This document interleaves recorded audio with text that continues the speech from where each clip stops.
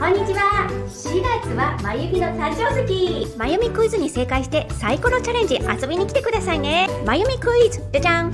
お菓子作りが好きなまゆみが最近よく作るスイーツはどれ？丸1プリン、丸2ティラミス、丸3ショートケーキ。特大ヒント、イタリアのお菓子。はい、店頭でクイズに正解するとサイコロチャレンジにご参加いただけます。このハガキをお持ちください。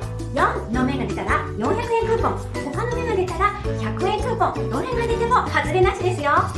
遊びに来てくださいね。お待ちしてます。